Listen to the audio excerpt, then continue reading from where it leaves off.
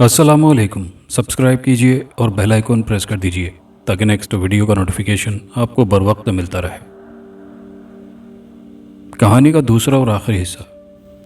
पूनम ने आँख खोलकर देखा तो पहले उसकी समझ में नहीं आया कि वो कहाँ पहुँच गई है। एक बहुत बड़ा सा कमरा था। ऊंची ऊंची दीवारें थीं जिन पर नक्शो निगार बने हुए थे। छत से एक बहुत बड़ा और बहुत ही खूबसूरत फानूस लटक रहा था। फानूस के दरमियान लटकने वाले हरीरी पर्दे एक बड़े से पलंग के चारों तरफ मसहरी की तरह फैल गए थे और वो बड़े आरामदेह बिस्तर पर चारों शानें चित लेटी हुई थी। बिस्तर के चारों तरफ खूबसूरत दासियां हाथ बांधे खड़ी हुई थी। उनसे ज़रा दूर एक खुशपोश औरत एक चबूतरे पर बैठी हुई मध्यम सुरों में सितार बजा रही थी। सितार के मीठे सुरों ने ही राजकुमारी को बेदार किया था। वो हड़बड़ा कर उठ बैठी। उसके बदन पर वो लिबास नहीं था जिसे पहनकर वो आदिल के साथ जोगिंदर पाल के पास गई थी। उसके बदन पर एक खूबसूरत सा कढ़ाई किया हुआ नाइट गाउन था। पहले तो उसे ख्याल आया कि वो सपना देख रही है, क्योंकि उस हिंदू बूढ़े ने उसे राजकुमारी कहते कहते एक राजकुमारी का सपना देखने की आदत डाल दी थी। लेकिन वो ख्वाब नहीं हो सकता था, क्योंकि अब से पहले किसी भी ख्वाब में आदिल की याद नहीं आई थी। और उस वक्त वो याद आ रहा था। उसने घबरा कर पूछा, मैं कहाँ हूँ? तुम सब कौन हो? एक दासी ने दस्त बदस्त अर्ज किया। राजकुमारी 1000 बरस जिए, हम आपकी दासियां हैं, उसने चीखकर कहा। मैं राजकुमारी नहीं हूँ, मुझे बताओ आदिल कहाँ है? एक दासी ने बड़ी उदासी से कहा। अफसोस आप अभी तक आदिल को नहीं भूली। उसकी मौत को 25 बरस गुजर चुके हैं। आप कब तक शोक मनाएंगी? वह बिस्तर से उतरकर दासी के पास आई और उसे झंझोड़ते हुए बोली, तुम सब पागल हो। आदिल को पैदा हुए भी 25 बरस नहीं हुए होंगे, फिर वो 25 बरस पहले कैसे मर गया? दासियों ने कोई जवाब नहीं दिया। उसी वक्त दरवाजे की तरफ से एक भारी भरकम आवाज़ सुनाई दी। हर हर महादेव, बेटी होश में आओ। कब तक उस मरने वाले को पागलों की तरह पुकारती रहोगी? जो बूढ़ा तुम्हें उस राजमहल से उठाकर ले गया था, क्या उसने तुम्हें यह नहीं बताया कि तुम राजकुमारी शकुंतला हो? एक बार आदिल के इश्क में जान देने के बाद तुमने दूसरा जन्म लिया है। हर हर महादेव, भगवान की लीला न्यारी है। दूसरी बार भी तुम्हें वही रंग रूप और उसी बहरूप में पैदा किया है। पूनम हैरत से आंखें फाड़े उस जोगी को देख रही थी, जिसने गेरवे रंग का लिबास पहन रखा था। उसके हाथ में एक कमंडल और दूसरे हाथ में त्रिशूल था। सर के ऊपर बालों का एक बड़ा सा जूड़ा बंधा हुआ था और गले में बड़े बड़े मोतियों की माला पड़ी हुई थी। उसने पूनम की तरफ बढ़ते हुए कहा, पुत्री, अपने नए जीवन की सारी बातें भूल जा। अपने पिछले जन्म की बदनसीबियों को याद कर। एक मुसलमान की मोहब्बत ने तुझे बेमौत मारा था। तू अधर्मी होकर मरी थी और अब धर्म वाली होकर इसलिए जन्म लिया है कि अपने पिछले पापों का प्रायश्चित करे।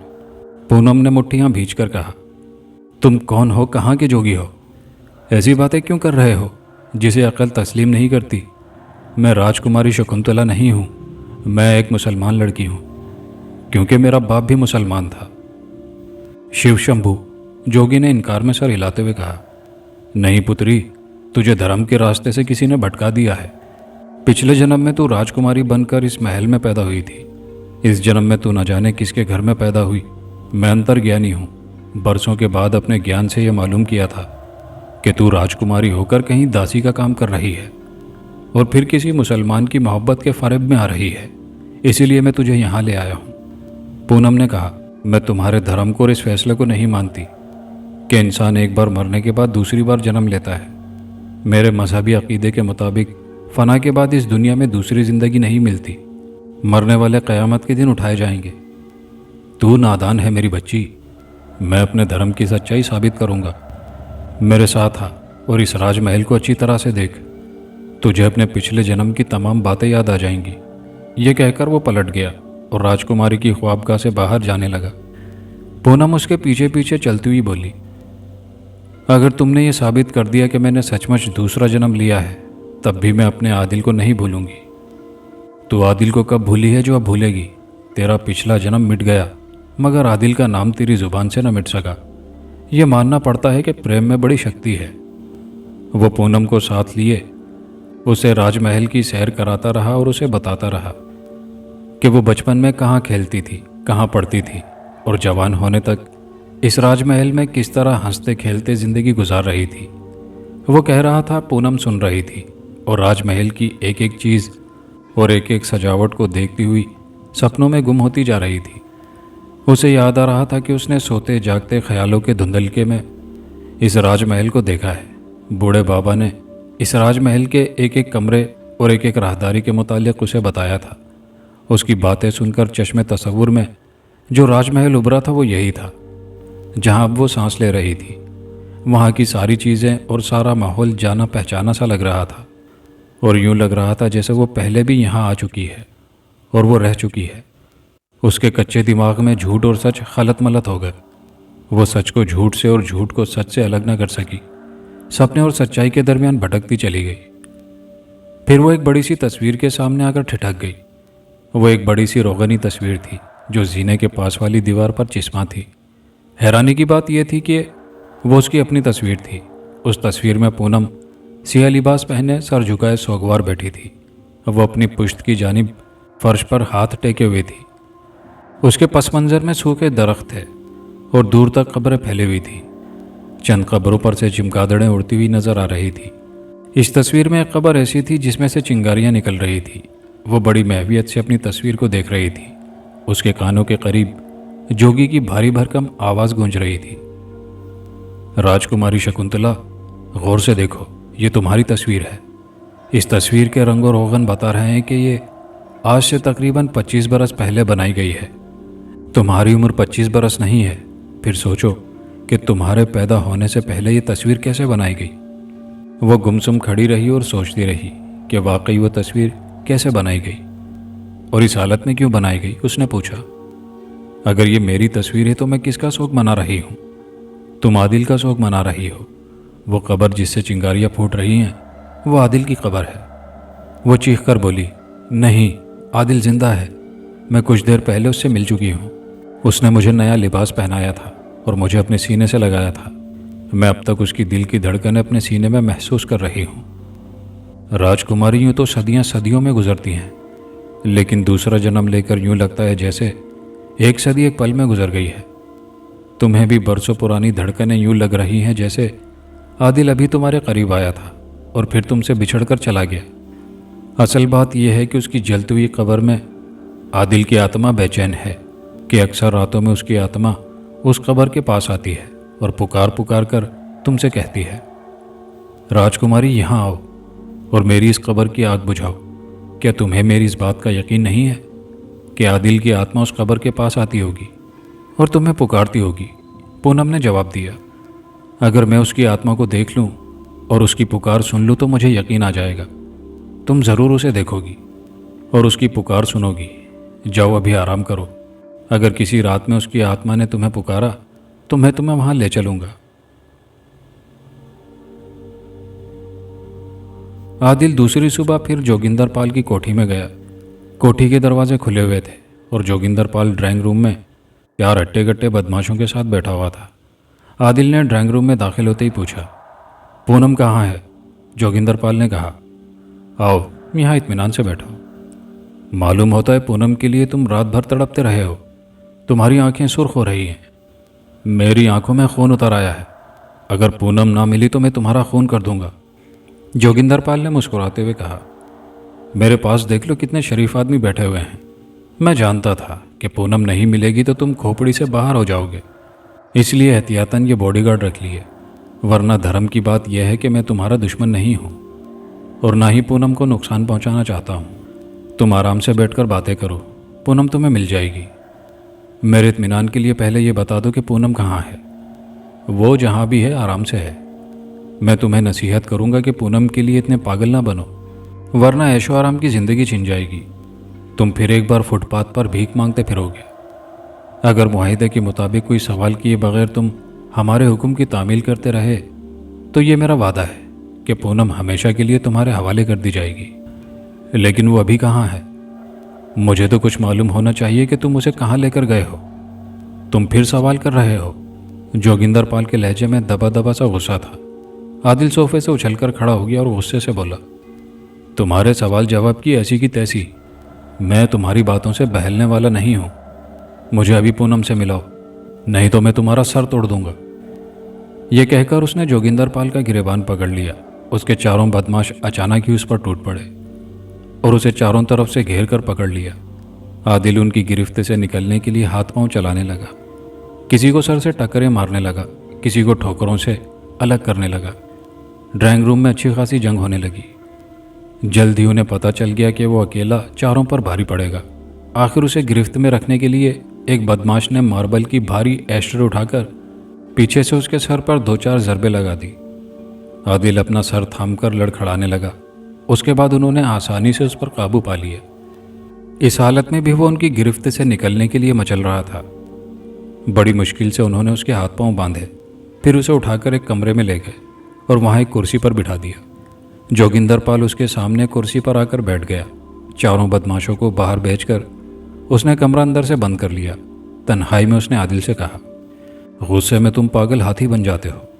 मुझे तुम्हारे लड़ने का अंदाज बहुत पसंद आया है।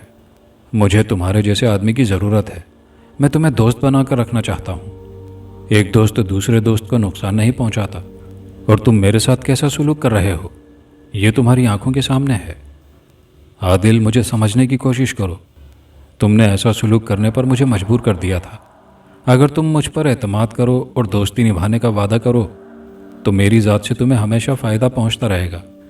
आदिल ने कहा, मुझे किसी फ़ायदे का लालच नहीं है। अगर तुम दोस्त बनकर रहना चाहते हो तो पूनम को मेरे हवाले कर दो। आज रात पूनम तुम्हें मिल जाएगी, लेकिन उसे पाने के लिए तुम्हें जो कहें वो करना होगा। जब तक मुझे सवाल करने का हक नहीं दिया जाएगा उस वक्त तक मैं कोई बात नहीं मानूंगा। अगर तुम दोस्ती का दम भरते हो तो मुझसे कुछ ना छुपाओ, साफ साफ बताओ कि ये क्या चक्कर है। अगर मैं साफ साफ बता दूं तो क्या तुम मेरा साथ दोगे?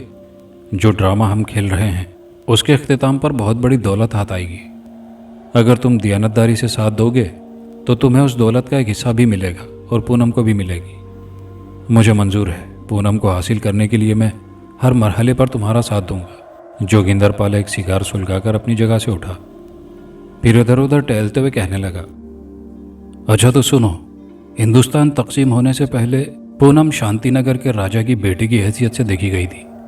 उस वक्त वो राजकुमारी शकुंतला थी। उसके माँ बाप मर चुके थे। उसके लिए रियासत का कारोबार मेरे बाप के हाथों में था। महल के इंतजामात के लिए एक नाजिम रखा गया था। उसका नाम मुकर्रम अली था। कुछ दिनों बाद पता चला कि राजकुमारी शकुंतला मुकर्रम अली के इश्क में गिरफ्तार हो गई है, और वो दोनों अक्सर चोरी छुपे मिला करते हैं।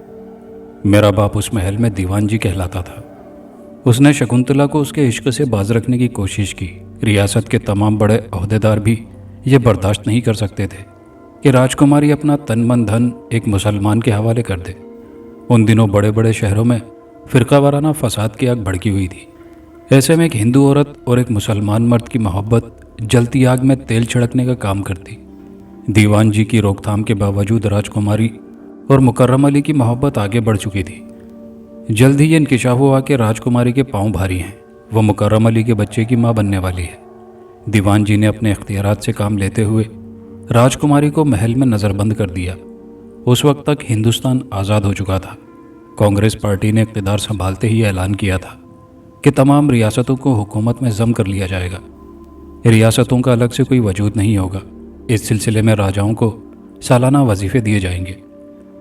ये ऐलान सुनकर दीवान जी को फिक्र हुई कि रियासत की तमाम दौलत हिंद सरकार के कब्ज़े में चली जाएगी। उस महल की आईनी तिजोरी में सोने की ईंटों के अलावा ऐसे बेशकीमत हीरे जवाहरात थे जिनकी मालियत करोड़ों और अरबों रुपए तक पहुंचती थी। दीवान जी इस फिक्र में थे कि राजकुमारी की शादी अपने बेटे यानी मेरे साथ कर दें। अगरचे राजकुमारी का पाप जाहिर हो चुका था, फिर भी वो बेइंतहा दौलत पर काबिज होने के लिए उसे मुझसे बिहाना चाहते थे। इसलिए ज़रूरी था कि वो मुकर्रम अली को हमेशा के लिए रास्ते से हटा दें और वो दौलत ऐसी जगह छुपा दें कि जहाँ तक हिंद सरकार न पहुँच सके।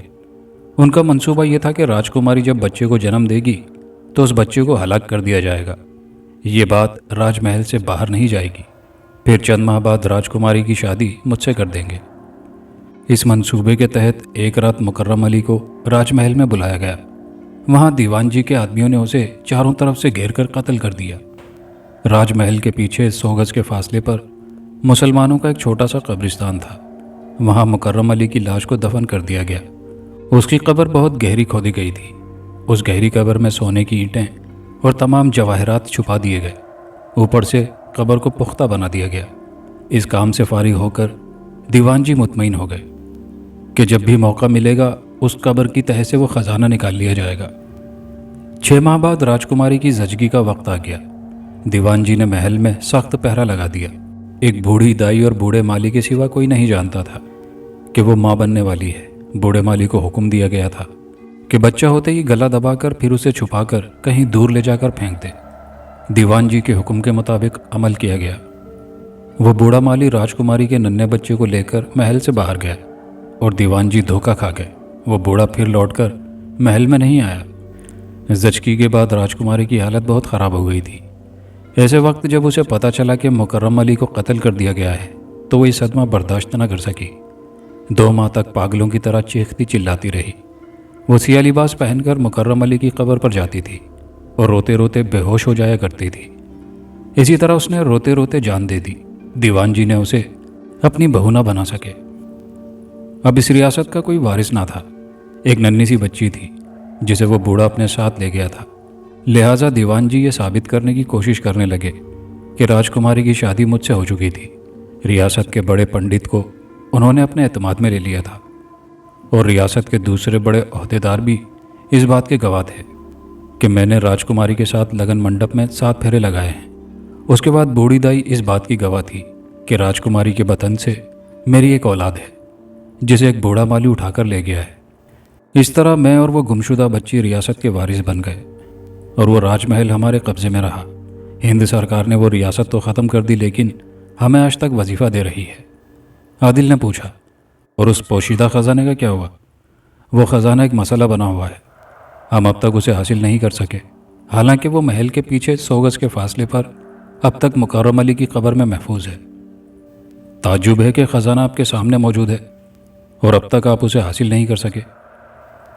दीवान जी ने एक बार अपनी ज़िंदगी में उस ख़जाने को वहाँ से निकालने की कोशिश की थी, लेकिन जब उनका एक आदमी कुदाल लेकर उस कब्र को खोदने के लिए गया तो अचानक ही उस कब्र से चिंगारियाँ निकलने लगीं। कुदाल लेकर खोदने वाला चिंगारियों से झुलसकर सिया पड़ गया। उसके तमाम जिस्म पर छाले पड़ गए और वो दोनों आंखों से अंधा हो गया। उसके बाद किसी दूसरे ने वहाँ जाने की हिम्मत नहीं की। दीवान जी ने समझा कि वो कोई जादुई करिश्मा है। उन्होंने एक बहुत बड़े जादूगर को बुलाकर उससे कहा कि अगर वो अपने मंत्रों से उस कब्र को खोल देगा तो उसे मुँह मांगा इनाम दिया जाएगा। जादूगर ने पता नहीं कैसे कैसे मंत्र पढ़े उस कब्र पर। उन मंत्रों की बंदिश की, फिर कुदाल लेकर उसे खोलने के लिए गया, लेकिन उसका भी वही अंजाम हुआ। कब्र से चिंगारियाँ निकली और वो झुलसकर अंधा हो गया। दीवान जी ने थक हार कर एक मुसलमान आलिम को बुलाया और उससे पूछा कि एक मुसलमान जो कत्ल कर दिया गया हो और उसे छुपाकर दफन कर दिया जाए तो क्या उसकी कब्र से चिंगारियाँ निकलती हैं? उस आलिम दीन ने इनकार में सर हिलाते हुए कहा, नहीं, ऐसा तो नहीं हो सकता। कितने ही मुसलमान कत्ल किए जाते हैं मगर उनकी कब्रों से चिंगारियाँ नहीं निकलती। जिस कब्र का आप जिक्र कर रहे हैं वहाँ ऐसी कोई ख़ास बात है जिसका इल्म मुझे नहीं है। अगर आपको है तो मुझे वजाहत से बताएं, तभी मैं उस राज तक पहुँच सकूँगा कि उस कब्र से चिंगारियाँ क्यों निकलती हैं। दीवान जी उसे हकीकत नहीं बताना चाहते थे, इसलिए उस कब्र की निशानदेही भी नहीं की थी। उन्होंने पूछा, एक मकतूल मुसलमान के साथ ख़जाना दफन कर दिया जाए तो क्या ऐसा हो सकता है? आलिम दीन ने गहरी सांस लेकर कहा, हाँ, ये बात दीनो ईमान के ख़िलाफ़ है। एक मुसलमान मरने के बाद इस दुनिया की कोई चीज़ अपने साथ नहीं ले जाता, सिर्फ अपने अमाल ले जाता है। अगर उसके साथ सोना, चांदी और दूसरे ख़जाने दफन किए जाएं तो वो अजाब में मुब्तला हो जाता है। इस दुनिया की दौलत उसकी कब्र को जलाती है। अगर ऐसी बात है तो उस मकतूल को कब्र के अजाब से कैसे निजात दिलाई जा सकती है? उसके लिए उसकी औलाद दुआ करे। कोई लालची इंसान उस कब्र को खोदकर उस ख़जाने को हासिल नहीं कर सकता। अगर उसकी कोई औलाद हो तो वो नेक नियति से उस कब्र को खोले और उस ख़जाने को गरीब और मोहताजों में तकसीम कर दे, तभी उस कब्र की आग बुझ सकेगी। उस आलिम दीन की बात सुनकर हम सब परेशान हो गए, क्योंकि मुकर्रम अली की जो बच्ची थी उसे वो बूढ़ा ना जाने कहाँ ले गया था। ख़जाने को हासिल करने के लिए उस बच्ची को तलाश करना ज़रूरी था। उस बच्ची को हम सिर्फ सूरत शक्ल से पहचान सकते थे। बूढ़ी दाई ने हमें बताया था कि बच्ची का नाक नक्शा बिल्कुल हमारी राजकुमारी शकुंतला की तरह था। उस आलिम दीन ने जो कुछ बताया था सिर्फ अपने ही नज़रिए के मुताबिक बताया था और हमारे धर्म के अकीदे कुछ और थे। हमने एक पंडित को बुलाकर पूछा। उसने कहा, वो मुसलमान आलिम बेकार बातें करता है। मिस्र में अब तक ऐसे बादशाहों की कब्रें पाई जाती हैं जिनके साथ बेइंतहा दौलत दफन की गई थी, लेकिन उनकी कब्र से कभी चिंगारी नहीं निकलती नजर आई। ये सिर्फ मुसलमानों का अकीदा है कि मरने के बाद सिर्फ उनके अमाल उनके साथ जाते हैं। मैं तुम्हें बताऊंगा कि किस तरह उस कब्र की आग बुझाई जा सकती है और वह ख़जाना हासिल किया जा सकता है, मगर इसके लिए ज़रूरी है कि पहले उस लड़की को तलाश करके लाओ जिसे वो बूढ़ा ले गया है।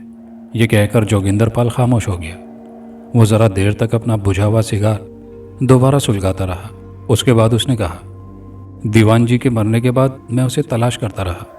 कल रात तुमने उस लड़की को मेरे पास पहुंचा दिया। पूनम इस वक्त अपने राजमहल में है। हमने पहले सोचा था कि हम पूनम के सामने उसे राजकुमारी शकुंतला की बेटी नहीं कहेंगे, बल्कि उसे ये समझाएंगे कि वो खुद राजकुमारी शकुंतला है जिसने आवागोन के अकीदे के मुताबिक दूसरा जन्म लिया है। राजमहल में उसे यही बात समझाई जा रही है, लेकिन तुम्हारी ज़िद्दी तबीयत ने मुझे ये समझा दिया है कि तुम आवागोन के अकीदे पर यकीन नहीं करोगे, इसलिए मैं तुम्हें तमाम सच्ची बातें बता रहा हूँ। आदिल ने पूछा, तुम ये सच्ची बातें बताकर वो ख़जाना किस तरह हासिल करोगे? जोगिंदर पाल ने जवाब दिया, पंडित और मुसलमान आलिम दोनों के नज़रिए और अकीदे के मुताबिक वो कब्र खोदी जाएगी। मुसलमान आलिम ने कहा था कि मुकर्रम अली की औलाद उस कब्र से ख़जाने को निकाल सकती है। पंडित ने कहा है कि मुकर्रम अली जैसे एक बेगुनाह मुसलमान को कत्ल करके बहुत बड़ा पाप किया गया है। हमारे धर्म के एक आदमी ने उस मुसलमान को कत्ल किया था। अगर एक मुसलमान हमारे धर्म के आदमी को मारकर उसके खून के छींटे उस कब्र पर मारे तो उस कब्र की आग बुझ जाएगी, लेकिन शर्त यह है कि वो मुसलमान फिर उस राजमहल की किसी लड़की से मोहब्बत करता हो, जिस तरह मुकर्रम अली उस राजमहल की शकुंतला से मोहब्बत करता था। हमने इसीलिए तुम्हें पूनम की तलाश में लगा दिया था कि तुम उसे ढूंढोगे, उससे मिलोगे और उससे मोहब्बत करोगे। हमारा ये मंसूबा कामयाबी से तकमील की तरफ जा रहा है। तुम मुसलमान हो और पूनम से दीवानावार मोहब्बत कर रहे हो। आज रात मैं तुम्हें उस राजमहल के पीछे उस कब्र के पास ले जाऊंगा। पूनम वहाँ तुम्हें मिलेगी। उस राजमहल की एक लड़की फिर अपनी माँ के इश्क की दास्तान को दोहराएगी। वहाँ फिर दीवान जी की तरह कोई तुम दोनों के दरमियान दीवार बनेगा। अगर तुमने उस दीवार को गिरा दिया और उसके खून से उस कब्र की आग बुझा दी तो तुम्हें पूनम मिल जाएगी। आदिल ने कहा, मेरी मोहब्बत के सामने जो शख्स भी आकर रुकावट बनेगा वो यकीनन तुम्हारी तरफ से भेजा जाएगा। मुझे इससे गर्ज नहीं कि वो हिंदू होगा या मुसलमान। अगर हिंदू होगा तब भी बेगुनाह होगा और किसी लालच के तहत आलायकार बनकर मेरे सामने आएगा। मैं इसे अच्छा नहीं समझता कि अपने हाथों से एक बेगुनाह इंसान को कत्ल कर दूं। जोगिंदर पाल ने उसके हाथ पांव की रस्सियां खोलते हुए कहा, एक बार तुमने कहा था कि अपनी जान बचाने के लिए कत्ल भी कर सकते हो। इतना मैं जानता हूं कि तुम पूनम से मिलने से इनकार नहीं करोगे, लिहाजा आज रात उससे मिलने ज़रूर जाओगे, और जब उसकी और तुम्हारी ज़िंदगी ख़तरे में पड़ जाएगी तो तुम जान बचाने के लिए कत्ल करने पर मजबूर हो जाओगे। इससे ज़्यादा मैं कुछ कहना नहीं चाहता। अब तुम जाओ और शाम को 5 बजे मेरे पास आ जाना। राजमहल यहाँ से 8 घंटे के फासले पर है। हम आधी रात तक वहाँ पहुँच जाएंगे। आदिल ने आज़ाद होकर अपने हाथ पांव सीधे किए, फिर उससे पूछा, इस कहानी में जयराज और साधना कौन सा किरदार अदा कर रहे हैं? जोगिंदर पाल ने जवाब दिया, हिंद सरकार की तरफ से जो वजीफ़ा मुझे मिलता है वो मेरे अखराजात के लिए नाकाफ़ी है। जयराज मेरा फिनांसर है और राजदार भी है। वो बहुत बड़ा जौहरी भी है। उसने वादा किया है कि कब्र से निकलने वाले हीरे जवाहरात को अच्छे दामों फरोख्त कराएगा। आदिल, ये तुम्हारे लिए सुनहरी मौका है। खुशकिस्मती से तुम्हारे लिए पूनम की मोहब्बत और राजमहल की दौलत के दरवाजे खुल रही है। इस मौके से फ़ायदा उठाओ। आदिल ने कोई जवाब नहीं दिया और चुपचाप वहाँ से चला आया। अपनी कार में बैठकर वो हैंगिंग गार्डन के सामने आया और एक तरफ गाड़ी खड़ी करके एक सिगरेट सुलगाने के बाद पुरसुकून होकर मौजूदा हालात पर गौर करने लगा। जोगिंदर पाल से बहुत कुछ सुनने के बाद भी ये चक्कर उसकी समझ में नहीं आ रहा था। वो सोच रहा था कि जोगिंदर पाल राजकुमारी शकुंतला से शादी करना चाहता था, लेकिन वो नाकाम रहा। पूनम उसी राजकुमारी का रूप लेकर उसके सामने आई। अगरचे जोगिंदर पाल काफ़ी उम्र रसीदा है, लेकिन बज़ाहिर बूढ़ा नज़र नहीं आता। क्या वो पूनम को हासिल करके अपनी पिछली नाकामी का जख्म नहीं भरेगा? उसका बाप ये नहीं चाहता कि मुकर्रम अली राजकुमारी से शादी करे। फिर जोगिंदर पाल ये कैसे गवारा करेगा कि मैं भी मुसलमान होकर राजकुमारी की बेटी से शादी करूं? फिर उसके दिमाग में दूसरा ख्याल आया, कि जोगिंदर पाल सिर्फ दौलत का लालची लगता है। दौलत हासिल करने के लिए उसने जयराज को पार्टनर बनाया है और अब मुझे भी पार्टनर बना रहा है और पूनम को भी मेरे हवाले करना चाहता है। ऐसा अक्सर होता है कि लोग दौलत के लिए अपनी धर्म की लड़की दूसरे धर्म वाले को दे देते हैं। वो जोगिंदर पाल की हिमायत में भी सोच रहा था और मुखालफत में भी सोचकर मोहतात रहना चाहता था। फिर ये बात भी समझ में नहीं आ रही थी कि एक मुसलमान की कब्र से चिंगारियाँ कैसे निकलती होंगी। वो बहुत देर तक उस कब्र के मुतालिक सोचता रहा। जब कुछ समझ में ना आया तो उसने दोबारा कार स्टार्ट की और किसी आलिम दीन की तलाश में चल पड़ा। 2 घंटे के बाद वो एक छोटे से मकान में एक बुजुर्ग हस्ती के सामने बैठा हुआ था और उन्हें बता रहा था कि किस तरह एक मुसलमान को कत्ल करके उसके साथ बहुत बड़ा ख़जाना दफन किया गया है। दफन करने वाले जब उस ख़जाने को निकालने की कोशिश करते हैं तो उस कब्र से चिंगारियाँ निकलने लगती हैं। उन बुजुर्ग हस्ती ने अल्लाह ताला की तारीफ़ व तौसीफ़ में कलमात पढ़ने के बाद कहा, अल्लाह के राज़ों को कोई नहीं जान सकता। ऐसा क्यों होता है मैं नहीं समझ सकता। वैसे ये दुरुस्त है कि मरने के बाद इंसान के साथ इस दुनिया का कोई ख़जाना नहीं जाता, सिर्फ उसके अमाल जाते हैं। जो वाक़या तुम सुना रहे हो उससे पता चलता है कि जो मकतूल मुसलमान वहाँ दफन किया गया है वो लालची नहीं था। उसने ये तमन्ना नहीं की थी कि उसके साथ ख़जाना दफन किया जाए, लिहाजा वो मकतूल मुसलमान किसी अजाब में मुब्तला नहीं है। अगर उस कब्र से चिंगारियाँ निकलती हैं तो मकतूल की रूह को उससे कोई तकलीफ़ नहीं पहुँच सकती, क्योंकि उसकी रूह हमारे अक़ीदे के मुताबिक आलम अरवाह में पहुँच चुकी होगी। कब्र में तो वो जिस्म दफनाया गया है जो फ़ना होने के लिए ही पैदा किया जाता है। अब तक तो उसकी हड्डियाँ भी गल चुकी होंगी, लिहाजा उस ख़जाने का और उस कब्र से निकलने वाली चिंगारियों का मकतूल मुकर्रम अली से कोई ताल्लुक़ नहीं है। वो ख़जाना एक अमानत है। तुम्हारे कहने के मुताबिक अगर पूनम राजकुमारी शकुंतला और मुकर्रम अली की बेटी है तो वह ख़जाना सिर्फ उसे ही मिलेगा। इसके अलावा जो भी उसे हाथ लगाएगा उसे सिर्फ अंगारे मिलेंगे। आदिल ने पूछा, क्या ऐसा हो सकता है कि एक हिंदू को कत्ल करके उसके खून के छींटे दिए जाएं तो कब्र की आग बुझ जाए? तौबा तौबा, बेटे ईमान वाले ऐसा नहीं सोचते। किसी इंसानी जान की कुर्बानी देना, मतलूबा चीज़ पर खून के छींटे मारना ईमान वालों का काम नहीं है। ऐसा काफिरों के यहाँ समझा जाता है। फिर आदिल वहाँ से उठकर चला आया। अब वो यही सोच रहा था कि पूनम से मुलाकात करने के दौरान अगर किसी ने उसकी मुखालफत की तो उससे निमटने का तरीका क्या होगा।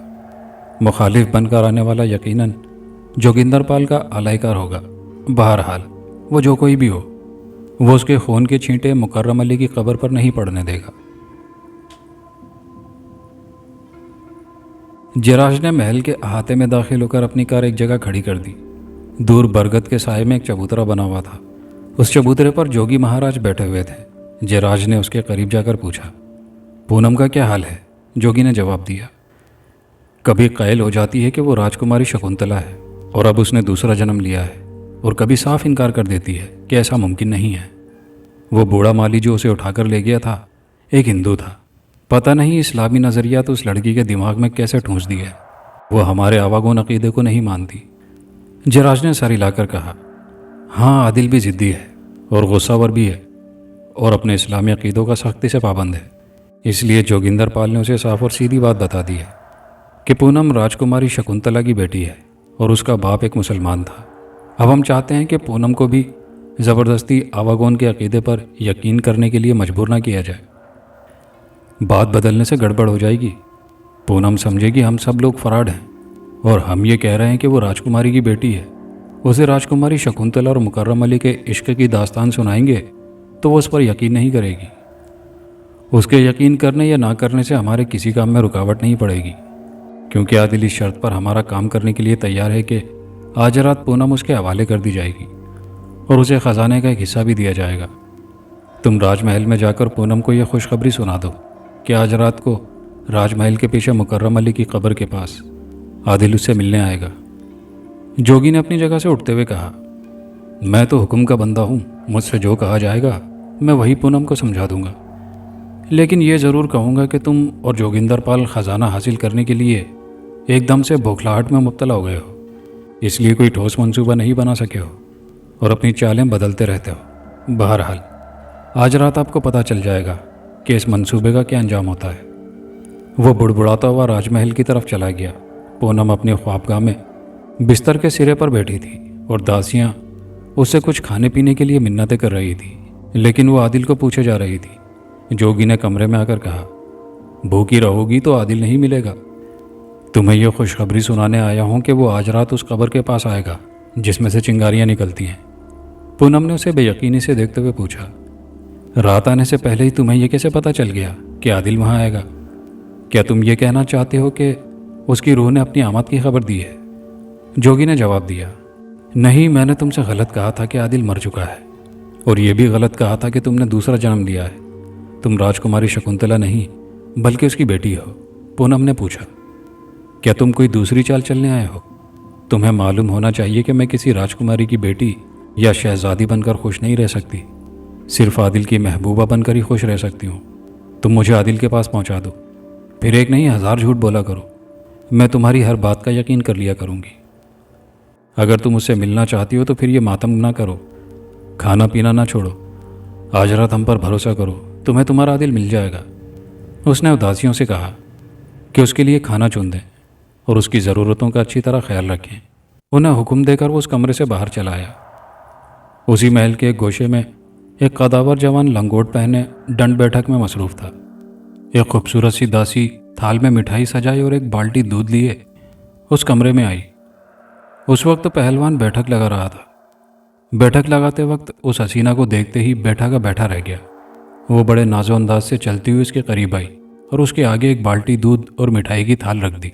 पहलवान ने कहा, पुष्पा, मैंने तुझसे कितनी बार कहा है, ऐसे वक्त ना आया कर, मेरी सारी पहलवानी धरी की धरी रह जाती है। ये औरत भी क्या चीज़ है, मर्द बादशाह बने या पहलवान, सब कुछ औरत के लिए ही बनता है।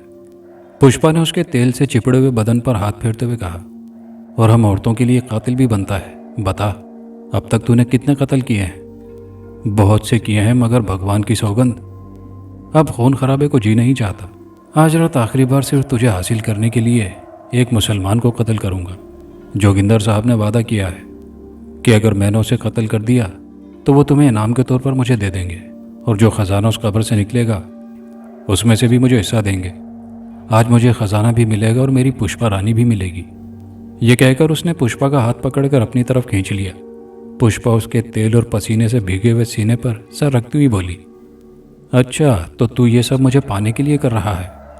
हाँ, तुझे पाने के लिए, बस एक बार और आखिरी बार किसी इंसान के खून से हाथ रंगूंगा। पुष्पा ने उसे मुखातिब करते हुए पूछा, हरि सिंह, इस दुनिया में एक से एक बलवान है। कोई ये नहीं कह सकता कि हमसे ज़्यादा शक्ति वाला कोई नहीं है। जिसे तू कत्ल करने जा रहा है, अगर वो तुझसे ज़्यादा बलवान हुआ और अगर उसने तुझे कत्ल कर दिया तो फिर मेरा क्या बनेगा? तू घबराती क्यों है? मैं किसी के दाव पेच में आने वाला आदमी नहीं हूँ। जीत मेरी होगी। मैदान जंग का हर सिपाही यही दावा करता है कि वो दूसरे को मार कर आएगा। अगर अपनी ताकत पर भरोसा ना हो तो वो मैदान जंग में ना जाए। मगर वहाँ इंसान की ताकत नहीं, तकदीर फैसला सुनाती है। तो क्या जाने तेरी तकदीर में क्या लिखा है? इसीलिए पूछती हूँ कि तेरे बाद मेरा क्या बनेगा? मैं तो रोते रोते मर जाऊंगी। पुष्पा, तू हमेशा मेरी ताकत पर घमंड किया करती थी, मगर आज तुझे क्या हो गया है? तू बुज़दिली की बातें क्यों कर रही है? तेरी मोहब्बत ने मुझे बुज़दिल बना दिया है।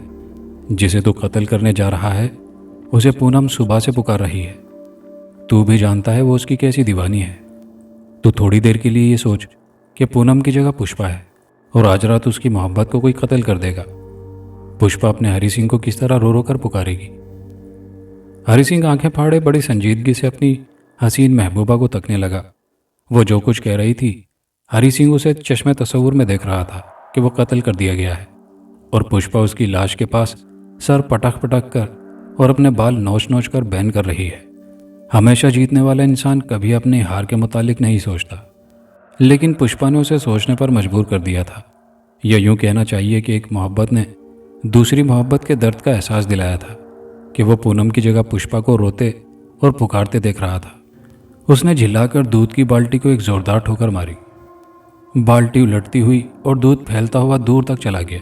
फिर उसने गुस्से से कहा, यह साली जो औरत होती है ना, ये अपने प्यार से मर्दों को बुज़दिल बना देती है। 1000 दामन बचाना चाहो, 1000 अपनी कुव्वत इरादी से काम लो, फिर भी ये मर्द बहक ही जाता है। पता नहीं वो कौन सी मनहूस घड़ी थी जब तू मेरे दिल में समा गई थी। पुष्पा ने गुस्से से कहा, साफ क्यों नहीं कहता कि मैं मनहूस हूँ? मैं तो तेरे पास मोहब्बत करने के लिए नहीं आती थी। तू ही मेरी खुशामद किया करता था और अब उन मोहब्बत की घड़ियों को मनहूस कह रहा है। अब मैं कभी तेरे पास नहीं आऊँगी। ये कहकर वो पाँव पटकती हुई वहाँ से जाने लगी। पहलवान हरी सिंह को यूं लगा जैसे सीने से दिल निकल कर जा रहा हो। उसने हाथ उठाकर आवाज़ दी, हरी सुन तो, कहाँ जा रही है? गुस्से में मेरे मुंह से बात निकल गई थी, पुष्पा वापस आ जा। मगर वो वापस नहीं आई, तनतनाती हुई वहाँ से चली गई। हरी सिंह ने झुंझलाकर मिठाई की थाल को एक ठोकर मारी। मिठाइयाँ उड़ती हुई दूर तक फैल गईं और थाल लुढ़कती हुई फर्श पर बजने लगी। आधी रात इधर थी और आधी रात उधर। बीच में कुहर से धुंध छाई हुई थी। उस कुहर की धुंध में दूर तक फैली हुई कब्रें नजर आ रही थी। पूनम जोगी महाराज के साथ कब्रिस्तान की ऊंची नीची जमीन पर संभल संभल कर कदम रखती हुई जा रही थी। औरतों का इतना हौसला नहीं होता कि वो आधी रात के वक्त कब्रिस्तान के करीब से भी गुजर सके, लेकिन आदिल की मोहब्बत उसे खींचे लिए जा रही थी। एक कब्र के करीब पहुंचकर वो ठिठक गई। जरा दूर उस कब्र के पास कोई नजर आ रहा था। धुंध की वजह से पहचाना नहीं जा रहा था। जोगी ने आहिस्ता से कहा, आगे बढ़ो, वहां तुम्हारा आदिल खड़ा हुआ है। मैं राजमहल में वापस जा रहा हूं। पूनम ने उसे आवाज़ दी, आदिल। उसकी आवाज़ सन्नाटे में गूंजने लगी। जवाब में उसे आदिल की आवाज़ सुनाई दी। उसकी जुबान से निकला हुआ पूनम का नाम भी सन्नाटे को चीरता हुआ इधर उधर फैलने लगा। वह दौड़ती हुई उसके पास आई। आदिल ने दोनों बाजू फैलाकर उसे अपनी आगोश में समेट लिया। पूनम उसके सीने से लगते ही नन्ही सी बच्ची की तरह रोने लगी। आदिल उसे थपकता रहा और तसल्लियां देता रहा। फिर उसके आंसू पहुंचते हुए बोला, अब क्यों रोती हो? मैं तो तुम्हारे पास आ गया हूं। उसकी आवाज़ मोहब्बत से लर्ज़ां और सरशार थी। ये क्या हो रहा है आदिल? कितने खूबसूरत बागीचे में हमारे प्यार की इब्तिदा हुई थी और किस कब्रिस्तान के सन्नाटे में आकर हम मिल रहे हैं। ये हमारे साथ क्या हो रहा है? यहाँ हमें क्यों लाया गया है? आदिल ने उस कब्र की तरफ इशारा करते हुए कहा, यह तुम्हारे बाप की कब्र है। तुम राजकुमारी शकुंतला की बेटी हो। राजमहल के जिस खजाने के तुम वारिस हो, वो खजाना इस कब्र में तुम्हारे बाप मुकर्रम अली के साथ दफन किया गया है। जोगिंदर पाल इस खजाने को हासिल करना चाहता है। उसके इल्म में ये बात आई है कि इस खजाने को हम दोनों ही इस कब्र से निकाल सकते हैं। इसी मकसद के लिए हम दोनों को यहाँ भेजा गया है। आदिल, मुझे खजाना नहीं चाहिए। तुम मिल गए हो तो मुझे सारी दुनिया मिल गई है। चलो हम यहाँ से भाग कर चले जाएं। नहीं पूनम, यहाँ से भागने का रास्ता नहीं मिलेगा। जोगिंदर पाल चाहता है कि मैं किसी शख्स को कत्ल करके उसके खून से इस कब्र की आग बुझाऊं। वो यहाँ कहीं छुपा हुआ होगा और हमारी तमाम हरकतों को देख रहा होगा। हो सकता है कि हमें घेरने के लिए उसने चारों तरफ से पहरा लगा रखा हो। उसने मुझसे वादा किया है कि अगर मैंने उसके हुक्म की तामील की तो वो तुम्हें मेरे हवाले कर देगा। इसीलिए मैं तुम्हारी खातिर किसी को भी कत्ल कर सकता हूँ। ये कैसी मोहब्बत है कि किसी का खून बहाने के बाद हमें हासिल होगी? पेट की भूख और दिल की प्यास बुझाने के लिए इंसान हर काम करने पर मजबूर हो जाता है। इसलिए मैं मजबूर हूँ। कब्रिस्तान के सन्नाटे में किसी की भारी भरकम आवाज़ गूंजने लगी, हाँ मैं भी मजबूर हूँ। तुम्हारा खून बहाकर ही अपनी मोहब्बत को हासिल कर सकता हूँ। आदिल और पूनम ने आवाज़ की सिमत देखा। कब्र की दूसरी सिमत हरी सिंह हाथ में खंजर लिए खड़ा था। आदिल ने पूछा, कौन हो तुम और यहाँ रास्ता कैसे भटक गए? हम एक दूसरे को नहीं जानते हैं और एक दूसरे के दुश्मन भी नहीं हैं। तो फिर तुम खंजर लेकर क्यों आए हो? तुम जो कोई भी हो, मैं तुम्हें साफ साफ बता दूं कि जोगिंदर पाल ने तुम्हें आलायकार बनाकर सिर्फ इसलिए भेजा है कि मैं तुम्हें कत्ल कर दूं। शायद उसे किसी ज्योतिषी या पंडित ने बताया है कि अगर इस कब्र पर तुम्हारे खून के छींटे दिए जाएं तो खजाना आसानी से बरामद हो जाएगा।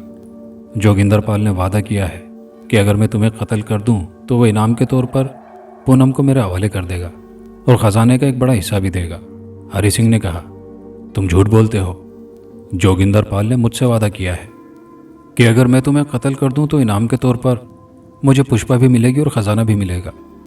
आदिल ने कहा, अगर जोगिंदर पाल ने तुमसे भी यही कहा है तो इसका मतलब यह है कि हम दोनों को बेवकूफ़ बनाकर अपना उल्लू सीधा कर रहा है। जो लालच तुम्हें दिया है वही लालच उसने मुझे भी दिया है। हरी सिंह ने कहा, हाँ उसने मुझसे भी यही कहा कि किसी मुसलमान की उस कब्र पर किसी ऐसे मुसलमान का खून टपकाया जाए जो इसी राजमहल की एक लड़की से मोहब्बत करता हो, तो उसके खून से इस कब्र की आग बुझ जाएगी। मेरी रगों में मुसलमान का खून है, तुम्हारी रगों में हिंदू का खून है। अगर इंसानियत की नज़र से देखा जाए तो खून ना तो हिंदू होता है ना मुसलमान। नफ़रतों का बीज बोने के लिए खून की तफरीक की जाती है। हम दोनों को एक दूसरे से कोई दुश्मनी नहीं है, लेकिन कोई तीसरा हमसे फ़ायदा उठाने के लिए हम दोनों में से हमारे ही हाथों किसी का खून उछालना चाहता है।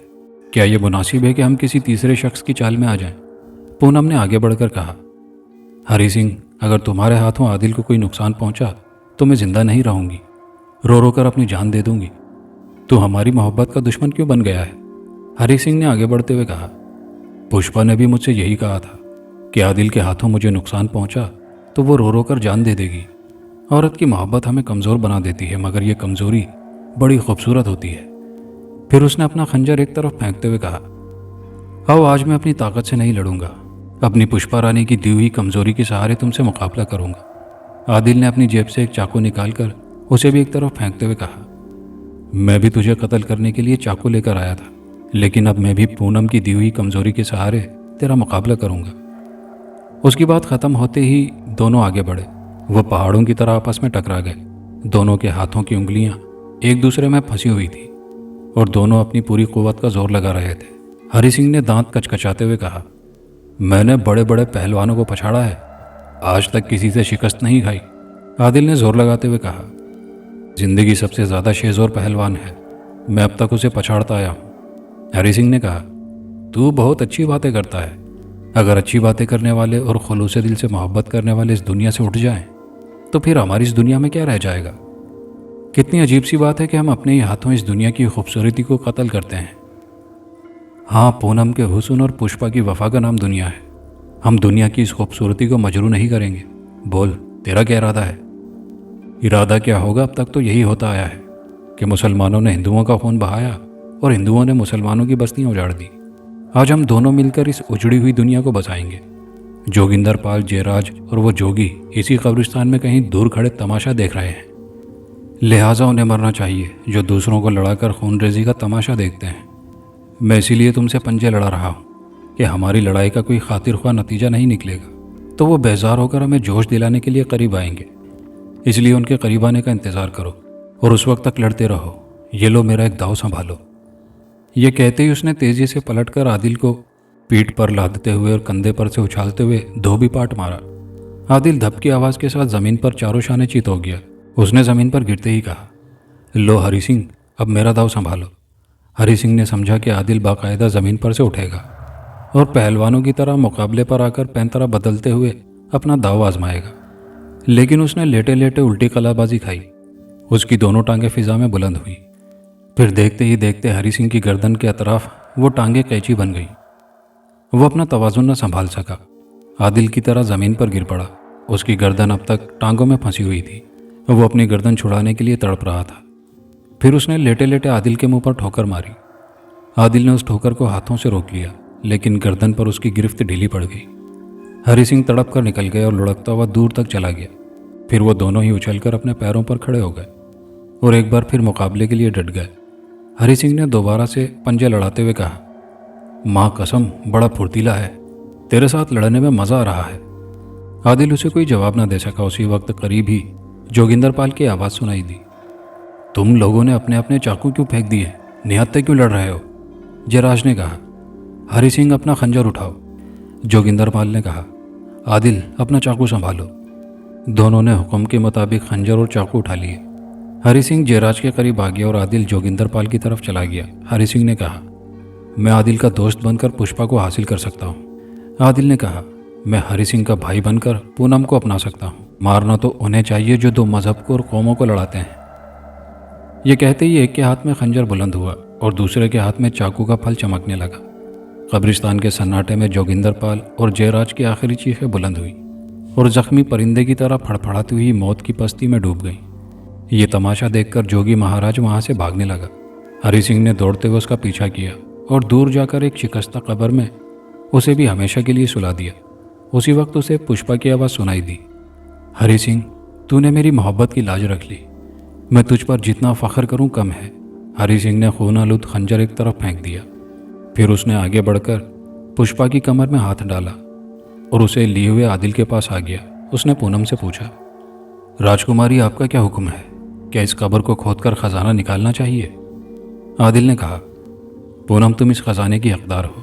मैंने एक आलिम दीन से पूछा है, उनके मशवरे के मुताबिक तुम ही इस कब्र को खोदकर ख़जाने को हासिल कर सकती हो। पूनम ने आदिल का हाथ थाम कर कहा, आदिल, ये मेरे अब्बू की कब्र है। मैंने उन्हें कभी नहीं देखा। मैं इतनी बदनसीबों के बाप की गोद में आंखें बंद करके सोने का एक मुख्तसर सा लम्हा भी नहीं मिला, और वो कब्र की गोद में गहरी नींद सो रहे हैं। तुम मेरे जज्बात को समझो कि मैं किस तरह अपने बाप की कब्र पर कुदाल चलाऊंगी। मुझे यूं महसूस होगा जैसे मैं दौलत के लिए अब्बू के सीने को कुदाल से जख्मी कर रही हूँ। नहीं, मुझे ये दौलत नहीं चाहिए, मेरी दौलत तो तुम हो। चलो हम यहाँ से कहीं दूर चले जाएं। मैं इस महल में राजकुमारी बनकर रहूंगी तो धर्म का मसला अनखड़ा होगा, इसलिए हम ऐसी जगह चले जाएंगे जहाँ मुझे कोई पहचानता ना हो। पुष्पा ने आगे बढ़कर कहा, राजकुमारी, आपके यहाँ से जाने का हमें अफसोस तो होगा, लेकिन मैं समझती हूँ कि अपने आदिल के साथ ज़िंदगी गुजारने के लिए आपको इस महल से जाना ही होगा। पूनम ने अपने बाप की कब्र से लिपटकर उसे एक आखिरी बोसा दिया, फिर आदिल का हाथ थामकर हरी सिंह और पुष्पा के साथ वहाँ से चलती हुई बोली, हरी सिंह, मेरे अब्बू की कब्र का ख्याल रखना। वैसे इतना तो मुझे यकीन है कि कोई लालची इंसान इस कब्र को खोदने की जुर्रत नहीं करेगा। और फिर वो बातें करते हुए दूर कुहर की धुंध में गुम हो गए। मुकर्रम अली की कब्र तन्हा थी, तन्हा ही रह गई। शांतिनगर के राजमहल के पीछे 100 गज के फासले पर वो कब्र आज भी मौजूद है। अगर आप कभी वहां जाएं तो अपने साथ कुदाल लेकर हरगिज न जाएं। कहानी अपने अख्तिताम को पहुंची और कहानी के आखिर में आपकी गुजारिशात पर आपके नाम। कामरान नज़ीर साहब हैं लाहौर पाकिस्तान से, राना आमिर साहब हैं कराची पाकिस्तान से, इरम मुनीर साहिबा हैं सुरजानी टाउन कराची पाकिस्तान से, महक राजपूत साहिबा हैं लाहौर पाकिस्तान से, आसिफ खान साहब हैं कराची से, रज़ा खान साहब हैं मुंबई इंडिया से, अब्दुल अजीज़ साहब हैं दुबई से, ग़ुलाम हुसैन साहब हैं रावलपिंडी पाकिस्तान से, नाजिम फरीदी साहब हैं शाहजहांपुर तिहाड़ इंडिया से, आसिम अली साहब हैं यूपी संदीला ज़िला हरदोई इंडिया से, और नसीम अहमद साहब हैं इलाहाबाद इंडिया से। आप तमाम लोगों के कमेंट्स करने का बेहद शुक्रिया। कहानी कैसी लगी कमेंट बॉक्स में अपना फीडबैक हमें ज़रूर दीजिएगा। वीडियो को दोस्तों के साथ ज़रूर लाइक शेयर कीजिएगा, और चैनल पर नए आने वाले दोस्तों से गुजारिश है कि चैनल को लाजमी सब्सक्राइब कर लीजिए। शुक्रिया।